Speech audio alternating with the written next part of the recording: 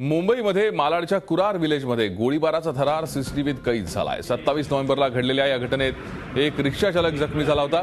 तारकेश्वर सिंग असे त्याचं नाव आहे। सिंग याचा भाऊ जैन बिल्डर्सच्या साईटवर सुरक्षा रक्षक आहे। सिंग आपल्या भावासोबत बोलत बसला असताना एका व्यक्तीनं अचानक येऊन त्यांच्या दिशेने गोळीबार केला।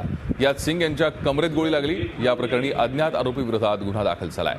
पोलीस शोध करत आहेत। आमचे प्रतिनिधी राकेश त्रिवेदी सध्या आपल्या संपर्कात आहेत। आपण अधिक माहिती घेऊयात त्यांच्याकडनं। राकेश, ही घटना 27 नोव्हेंबरला घडली आहे, त्याचं सीसीटीव्ही फुटेज आता उपलब्ध आहे। कशा प्रकारे शोध सुरू आहे, यामागे कोण होतं याचा काही शोध लागलाय का? भूषण, या प्रकरणात पोलिसांनी वेगवेगळ्या टीम बनवल्या आहेत आणि ते शोध करीत आहेत। ते आरोपी सध्या आताही देखील फरार आहे आणि जो रिक्षा चालक आहे तो हॉस्पिटलमध्ये भरती आहे आणि त्याच्यावर उपचार देखील चालू आहे।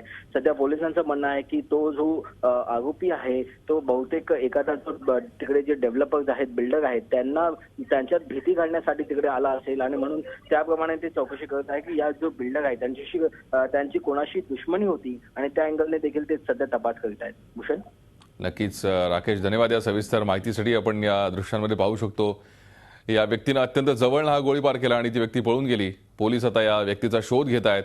नेमकं काय कारण या सगळ्या मागे आहे ते अजून कळलेलं नाहीये, मात्र विविध टीम्स पोलिसांनी तयार करून या गुन्ह्याचा तपास सुरू केलाय।